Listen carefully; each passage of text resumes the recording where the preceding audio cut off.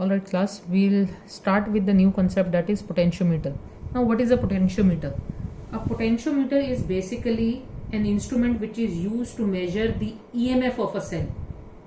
Now we know that we have an instrument in the lab which measures the potential difference between the terminals, and that is voltmeter. So now what is the difference between voltmeter and a potentiometer? And since we already have a voltmeter, why there is a need for another instrument, potentiometer? What is the basic difference? Let's say we have a cell and its EMF is E and we have to measure this EMF. तो अगर मैं इसको किसी एक resistance के साथ attach करूं, तो अगर ये इसके अराउंड वोल्टेज अगर 10 वोल्ट है तो यहाँ पर भी 10 वोल्ट एक्ट करेगा. एंड टू मेजर इट कि how much it is, if it is unknown, so if we use a voltmeter, it will extract some amount of current, and since it will extract some amount of current, then some potential difference will be dropped across this voltmeter. So the point is, as soon as the current flows in the circuit, it will become a terminal potential difference but not the EMF, as we know that this potential difference V is E minus IR. So as soon as the current flows, we will get a slightly lower reading, which will be basically the terminal potential difference. So the basic difference between a potentiometer and a voltmeter is that a voltmeter measures the terminal potential difference, but a potentiometer measures the EMF of a cell. We cannot use voltmeter to measure the EMF of a cell, just because the voltmeter is based only, or it is used only when some current flows in the circuit, and as soon as the current flows in the circuit, we will get potential difference, not the EMF. We will get EMF only when there is no current flowing in the circuit. तो यहाँ से एक important fact हमें समझ में आ रहा है कि पोटेंशियोमीटर मेरा वो पोटेंशियल डिफरेंस है जब वो पोटेंशियल डिफरेंस मेजर करेगा जब सर्किट में कोई करंट फ्लो नहीं कर रहा है. So the EMF, the potential difference between the terminals of a cell when there is no current flowing, that terminal potential difference is the EMF. So the logic is there should not be current flowing in the circuit. Now assuming मुझे A और B के बीच में potential difference measure करना है. Assuming कि ये कोई रेजिस्टेंस है और मुझे ए और बी के बीच में एक पोटेंशियल डिफरेंस मेजर करना है. अज्यूम कर लेते हैं अभी, just to understand the concept, कि मान ले ये मेरे ए और बी के बीच में 6 वोल्ट का पोटेंशियल डिफरेंस है. मुझे मेजर करना है कि ये 6 वोल्ट है. अभी हम अज्यूम कर लेते हैं ये 6 वोल्ट का है, और हम कैसे मेजर कर पाएंगे यूजिंग अ पोटेंशियोमीटर, वो समझिए. मैं एक पोटेंशियोमीटर बेसिकली क्या लूंगा, एक लंबी लेंथ ऑफ वायर ले लूंगा और इसको कनेक्ट करूंगा एक known value of battery, that means potential difference से, जो कि इससे ज्यादा होनी चाहिए. कितनी ज्यादा? We can take as much large as possible. So let's say 10 volt का मैं ले लेता हूं. अभी अज्यूम कर रहे हैं कि 10 वोल्ट दें. सो the potential difference between C and D is 10 volt.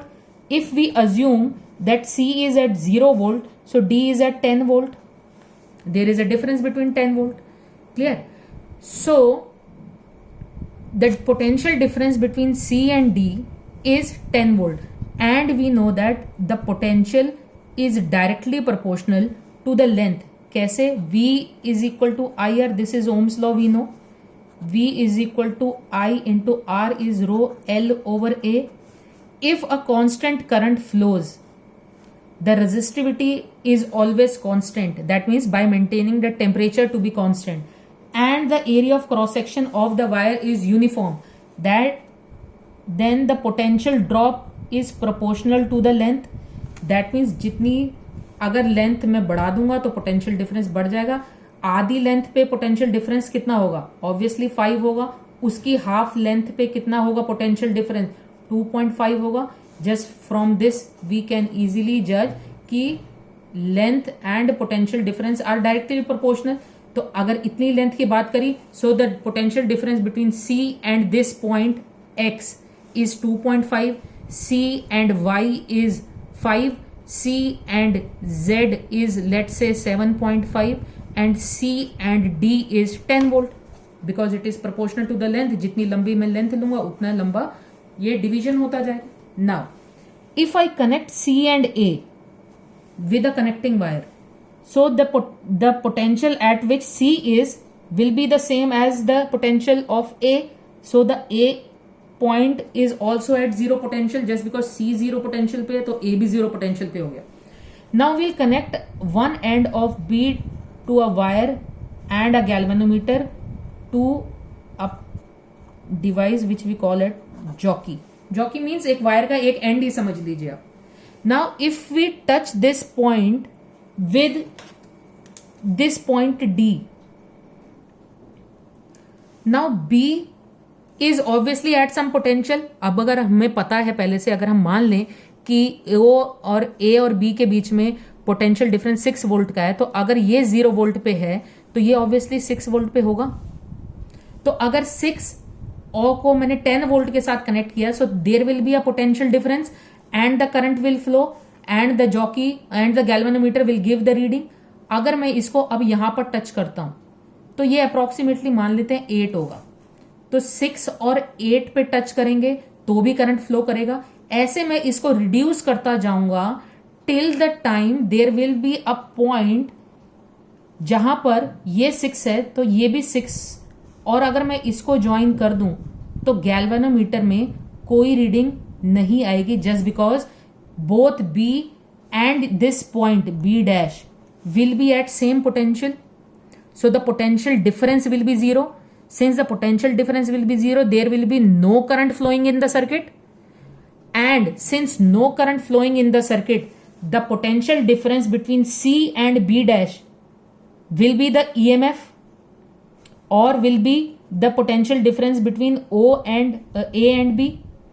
तो बेसिकली अगर मुझे ये लेंथ पता लग जाए तो मैं प्रोपोर्शन से यूनिटरी मेथड से कैलकुलेट कर सकता हूं बाय नोइंग दिस लेंथ. इसको हम बैलेंसिंग लेंथ बोलते हैं एंड इस पॉइंट को हम बोलते हैं null point. So by locating the null point and calculating the balancing length, I can easily proportionate and calculate the potential difference between C and B dash. अब C और B dash के बीच में जितना पोटेंशियल डिफरेंस होगा A और B में भी उतना ही होगा. और अगर यहां पर एक रेजिस्टेंस की जगह मैं एक बैटरी यूज कर लूं तो उसका जो A और B के बीच का पोटेंशियल डिफरेंस मेरे पास आएगा वो तब आएगा when there is no current is drawn from this cell. Since no current is drawn, that potential difference will be the EMF of the cell. So this will give you the EMF of the cell and this whole setup is potentiometer.